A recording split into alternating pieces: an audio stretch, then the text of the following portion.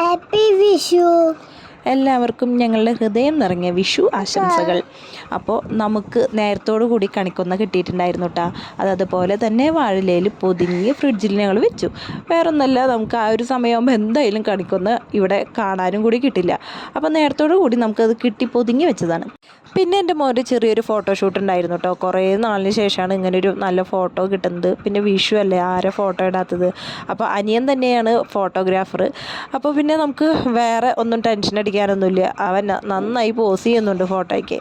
അത് കഴിഞ്ഞ് ഞങ്ങളുടെ ഒരു ചെറിയൊരു ഫോട്ടോഷൂട്ടിന് വേണ്ടിയിട്ട് പുറത്ത് പോവാണ്. അപ്പോൾ വിചാരിച്ച സ്ഥലമല്ല കിട്ടിയത്. ഇതിപ്പോൾ ഒരു പാടം വെച്ച് അഡ്ജസ്റ്റ് ചെയ്യാമെന്ന് വിചാരിച്ചു. അപ്പോൾ ഞങ്ങൾ ഇവിടെ നിന്നിട്ടാണ് ഫോട്ടോസ് എടുക്കുന്നത്. ആദ്യമായിട്ടാണ് വിഷുവിന് ഇങ്ങനെ ഒരു ഫോട്ടോഷൂട്ട് പോലെ എടുക്കുന്നത് കേട്ടോ. അങ്ങനെയൊന്നും ചെയ്യാറില്ല. നമ്മൾ വിഷുവിന് സാധാരണ ഫോണിൽ ഫോട്ടോ എടുക്കുന്നത് പോലെ എടുക്കുക, അത്ര തന്നെ. അപ്പോൾ കുറച്ച് നേരമൊക്കെ അവിടെ നിന്ന് തിണ്ടിത്തിരിങ്ങി നടന്ന് കുറച്ച് പട്ടി ഷോയൊക്കെ കാണിച്ച് അങ്ങനെ ഞങ്ങൾ നേരെ വീട്ടിലോട്ട് പോയിട്ടോ. വിഷു ആയതുകൊണ്ട് അത്യാവശ്യം തിരക്കും കാര്യങ്ങളൊക്കെ ഉണ്ടല്ലോ. പിന്നെ പലഹാരങ്ങൾ ഉണ്ടാക്കാൻ തുടങ്ങിയിട്ടുണ്ടെങ്കിൽ നമ്മുടെയൊക്കെ ഒരു വീക്ക്നെസ് ആണല്ലോ, അതും ഇങ്ങനത്തെ വിശേഷ ദിവസങ്ങളിൽ.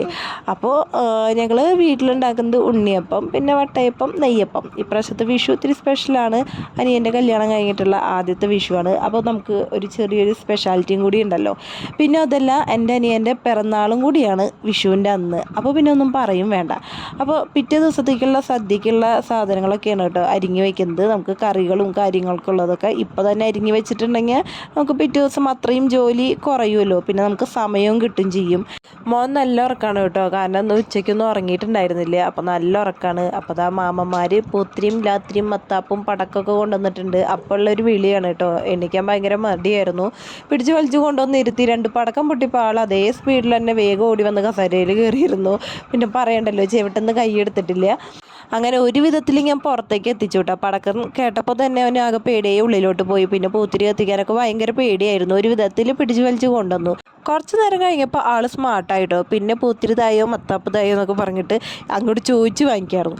പിന്നെ എന്ത് പറയാനാ, പിന്നെ നമ്മുടെ മാമന്മാരെല്ലാവരും വന്നിട്ടുണ്ട്. മാമന്മാരെന്ന് പറഞ്ഞാൽ ആദ്യയുടെ മാമന്മാരാണ് കേട്ടോ. എല്ലാവരും വന്ന് വിഷു ആഘോഷിക്കുകയാണ്. പടക്കം അത് ഇത് മറ്റത് മറിച്ചതൊക്കെ കത്തിച്ച് അലമ്പാക്കുന്നുണ്ട്. പൊട്ടലും ചീറ്റിലൊക്കെ അവിടെ നടന്നുകൊണ്ടിരിക്കുന്നുണ്ട് കേട്ടോ. അപ്പോൾ നമുക്കിനി കണി വയ്ക്കാൻ പോവാം. കണി വയ്ക്കാനായിട്ട് വലിയൊരു കണിയൊന്നുമല്ല വയ്ക്കുന്നത്, ഒരു കുഞ്ഞു കണിയാണ് കേട്ടോ വയ്ക്കുന്നത്. അപ്പോൾ ചെറുതായിട്ട് അതിൻ്റെ ഒരുക്കങ്ങളൊക്കെ നടത്തിക്കൊണ്ടിരിക്കുകയാണ്. നമുക്ക് നാളെ കണി കാണണ്ടേ. അപ്പോൾ എല്ലാവർക്കും ഹൃദയം നിറങ്ങിയ വിഷു ആശംസകൾ. എല്ലാവരും നന്നായിട്ട് വിഷുവൊക്കെ ആഘോഷിക്കുക കേട്ടോ. അപ്പോൾ എല്ലാവർക്കും ടാറ്റാ.